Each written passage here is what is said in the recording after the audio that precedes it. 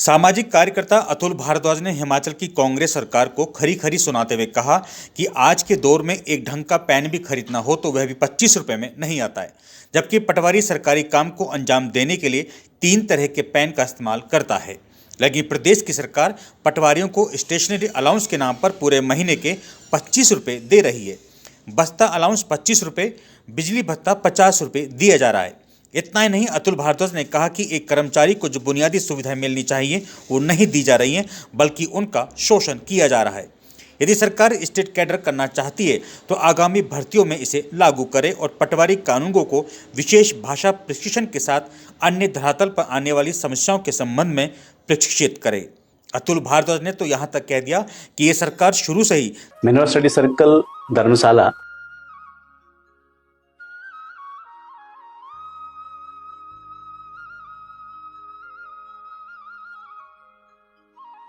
हमारा institution NEET, JEE, NDA, CUET इन competitive exam की कोचिंग प्रोवाइड करने के लिए अपनी ये ब्रांच धर्मशाला में ओपन करने जा रहा है। मिनरल स्टडी सर्कल पिछले 10 सालों से इन्हीं कॉम्पिटिटिव एग्जाम की कोचिंग जो है घुमारवीं में अभी तक प्रोवाइड कर रहा था। हमारे इंस्टीट्यूशन में जो ऑफलाइन टेस्ट सीरीज है नीट की और जेई मेन की वो 17 फरवरी से शुरू होगी, और जो क्रैश कोर्स है वो 3rd वीक ऑफ मार्च से शुरू होगा, जेई का भी और नीट का भी। उसके बाद जो 9th 10th की क्लासेस हैं वो हमारी 1st वीक ऑफ अप्रैल से शुरू होंगी, और जो बच्चे एनडीए की कोचिंग लेना चाहते हैं वो भी 1st वीक ऑफ अप्रैल से ही हमारे पास क्लासेस उसकी रन हो जाएंगी। Mineral study circle early bird offer जो है वो बच्चों के लिए निकाल रहा है। ये ऑफर हमारा 28 फरवरी तक रहेगा, और इस ऑफर में हम 20% का जो है वो स्कॉलरशिप बच्चों को ट्यूशन फीस में प्रोवाइड करने जा रहे हैं। जहां तक हमारे घुमारवीं सेंटर की बात है, पिछले 10 साल के ट्रैक रिकॉर्ड की बात है तो 350 से ज्यादा बच्चे नीट क्वालिफाई करने के बाद या तो एमबीबीएस कर चुके हैं या एमबीबीएस कर रहे हैं। इसके साथ ही 250 से ज्यादा बच्चे या तो आईआईटी, एनआईटी से या सेंट्रल यूनिवर्सिटी से, दिल्ली यूनिवर्सिटी जैसी यूनिवर्सिटी से या तो बीटेक कर चुके हैं, जॉब कर रहे हैं या अपना एंटरप्राइज चला रहे हैं। इसके साथ साथ एनडीए में हमारे काफी बच्चों का रिटन एग्जामिनेशन क्वालिफाई हुआ था, और पिछले साल जेईई क्वालिफाई करने के बाद एक बच्चे का टेक्निकल एंट्री स्कीम के तहत एनडीए में फाइनल सिलेक्शन भी हुआ है। तो ये हमारा अभी तक का ट्रैक रिकॉर्ड है। हम इस ट्रैक रिकॉर्ड को लेके ही यहाँ पे आए हैं, और आगे की जो हमारी कार्रवाई होगी इसी ट्रैक रिकॉर्ड के अनुसार होगी, और यहाँ से धर्मशाला सेंटर से हम और एक अच्छी सी और इससे बेहतर एक सफलता की वार्ता लिखना चाहेंगे। कांगड़ा विरोधी रही है। अब आपको सुनवाते हैं अतुल भारद्वाज ने कांग्रेस की सरकार पर क्या क्या हमला किया। आज मैं उसी विषय को लेके आया हूं। आज मैं आपको ये बताना चाहता हूं कि वो जो काम कर रहे हैं और जो उनका प्रमोशन चैनल है, उन सारी चीजों को जब हम लोग देखते हैं तो उसके बदले में जब मैंने देखा कि सरकार उनको क्या दे रही है, क्या वेतन भत्ते, क्या उनका क्या मान सम्मान हो रहा है, तो वो आज मैं एक ये लेके आया हूं।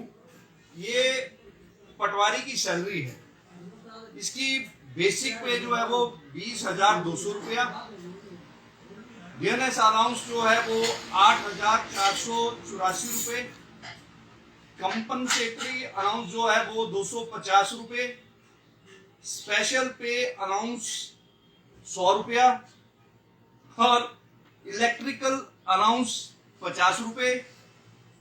एक इनको बस्ता अलाउंस मिलता है, तो बस्ता अलाउंस 25 रुपये, फिक्स्ड ट्रैवलिंग अलाउंस 150 रुपये, स्टेशनरी 25 रुपये, और ये कुल मिला के ग्रोस अमाउंट जो बनता है 29,284 रुपये बनते हैं। अब इसमें बड़ी मजेदार बात है कि सरकार इनको जो पटवार खाने हैं, पटवार खानों के अंदर जो इलेक्ट्रिक मीटर लगे हैं, उन मीटरों के लिए 50 रुपये देती है कि उनका जो बिल आएगा वो 50 रुपये उसका अलाउंस देती है। जबकि प्रदेश सरकार बताए कि जो पटवार खानों के बिल हैं वो कितने कितने आ रहे हैं।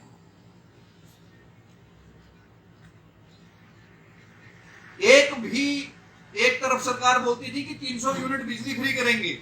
फ्री तो क्या की, बेचारे ये जो अपने पटवारी कानगो हैं ये 50 रुपए उनको बिजली भत्ता दे रहे हैं, और बदले में बिजली कितनी आती है, वहां पे 500 से 600 रुपए 700 रुपए इतना जो है वो बिजली का खर्च आता है। और दूसरा साथ में दिया जाता है स्टेशनरी अलाउंस। स्टेशनरी अलाउंस में भी इनको 25 रुपए दिए जाते हैं, जबकि एक पटवारी जो है ना वो 2-3 तरह के पेन यूज करता है, एक काला, एक लाल और एक ब्लू कलर का, हरा की हरा मेरे ख्याल से। तो लगभग 3 पेन यूज करता है और एक पेन की कीमत कम से कम अगर घटिया से घटिया पेन भी लेंगे तो 10 रुपए आती है। तो इनको अलाउंस कितना मिलता है, स्टेशनरी अलाउंस 25 रुपए। वो उसमें पेन भी खरीदेंगे, उसमें स्टेशनरी कागज भी खरीदेंगे, उसमें अगर कोई गूंद वगैरह लेनी है वो भी खरीदेंगे, स्टेपलर की पिन्ने भी खरीदेंगे। वो सारी की सारी चीजें जो है वो इस 25 रुपए में उनको करनी होती है। तो सोचने वाली बात यह है कि आज का वर्तमान में जो, खास करके मैं रेवेन्यू की बात को लेके कर रहा हूं, लेकिन ओवरऑल कर्मचारियों की स्थिति जो है वो ठीक नहीं है। सरकार कर्मचारियों का शोषण कर रही है, गन पॉइंट के ऊपर उनसे जो है वो काम लिया जा रहा है। काम करने की जो एक एटमॉस्फेयर है, वातावरण है, वो प्रोवाइड करवाने का काम जो है वो सरकार का है। उल्टा उनको डराया धमकाया जाता है कि तुमको देख लेंगे, तुम स्ट्राइक कर रहे हो, तुमको देख लेंगे। यार किस चीज का अहंकार है? अरे मुख्यमंत्री महोदय, माननीय मंत्री जी, किस चीज का अहंकार है? आप ये परमानेंट बन के नहीं आए हैं, आपको कोई ये परमानेंट पोस्ट नहीं दे दी जनता ने। अगर आपको एक मौका दिया है और एक सरकार को हमने चुना है, तो हमने इस आशाओं के साथ चुना था, कर्मचारियों ने भी इस आशा के साथ चुना था कि उनको एक बेहतर काम करने की जो है वो परिस्थितियां मिलेंगी, एक वातावरण मिलेगा, सरकार उनकी सहयोगी होगी, उनकी बातों को सुनेगी, उनके दुखों को, जो उनके सामने जो कठिनाइयां आ रही हैं उनका समाधान करेगी। लेकिन आप तो अहंकार में जी रहे हैं, आप तो तानाशाह बनने का प्रयास कर रहे हैं। एक अच्छी सरकार से ऐसी उम्मीद जो है वो हिमाचल प्रदेश की जनता नहीं करती है। अब दूसरी बात करें, वहां जो बैठी ऑफर अफसरशाही है, वो अपने आप को डिक्टेटर समझ रही है। मैं अभी देख रहा था, हमने कभी अभी इन विषयों के ऊपर बात नहीं की, लेकिन आज इस प्रेस वार्ता के माध्यम से मैं ये विषय भी उठाऊंगा।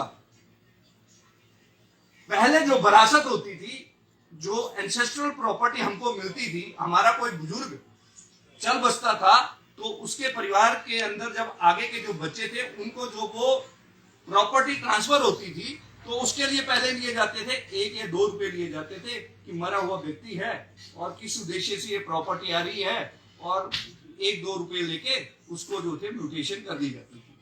लेकिन अब जो है वो विरासत के 50 से 100 रुपए लिए जा रहे हैं। पहले जो 50 लाख से नीचे की थी उसमें 4, 6, 2 ऐसे करके लगता था, अब 11% कर दिया इन्होंने। तो ये सारी चीजें जो टैक्स बढ़ाए हैं, मेरा बोलने का जो मूल भाव जो है, जो टैक्स बढ़े हैं, अब हम इन अफसरशाही से पूछेंगे कि इनको टैक्स बढ़ाने का जो आपने आधार, जो क्राइटेरिया जो फिक्स किया, अब जो 1 या 2 रुपए लगती थी अब वो 500 रुपया हो गया, तो कितने प्रतिशत बढ़ा वो?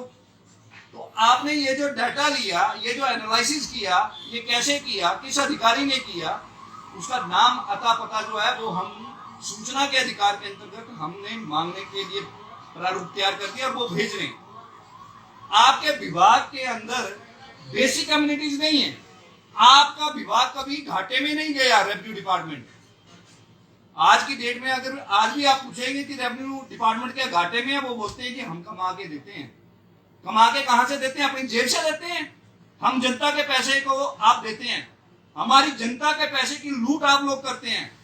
हमसे जोर जबरदस्ती करके आप करों को बढ़ा के, फीसों को बढ़ा के हमसे पैसा वसूल करते हैं, और उस पैसे का प्रयोग जो इंफ्रास्ट्रक्चर डेवलपमेंट के लिए होना चाहिए, जो पटवारी कांगो या जो कर्मचारी हैं उनको जो सुविधाएं देनी चाहिए, उनको सुविधाएं देने के बजाय तुम लोग उस पैसे से मौज मस्ती कर रहे हो। तो ये जो है ये सहन नहीं होगा। हम इसका पुरजोर विरोध करेंगे। ये जो टैक्स पिछले सालों से बढ़ाए हैं सरकार ने, अब हम उन सारे टैक्सों को भी देखेंगे कि किस प्रतिशत से टैक्सों को इनहांस किया गया है और उसका रीजन क्या है, हम वो पूछेंगे उनसे। ऐसा नहीं है कि सरकार ये सोच रही है कि जनता को परेशान करके रखा है जनता को, यही समझ में नहीं आ रही है। जनता तो आज शून्य होकर बैठ गई है। उसको थप्पड़ मारो तब पता नहीं लग रहा है, इंजेक्शन लगा दो तब पता नहीं लग रहा है, सिर पे डंडा मार दो तब पता नहीं लग रहा है। क्यों पता नहीं लग रहा है? क्योंकि उनकी हालत इतनी मतलब मैं बताऊं दयनीय हो गई है। कर्मचारियों की भी आज कर्मचारी वहां धरने के ऊपर बैठे हुए हैं। सरकार की इतनी हिम्मत नहीं हुई कि उनको बुला के उनसे 2 मिनट के लिए बात की जाए, उनसे कम से कम उनका दुख दर्द पूछा जाए। जो कमेटी सरकार ने बनाई उस कमेटी की जो रिकमेंडेशन थी सरकार आज भी उनको इम्प्लीमेंट करने से गुरेज करती है।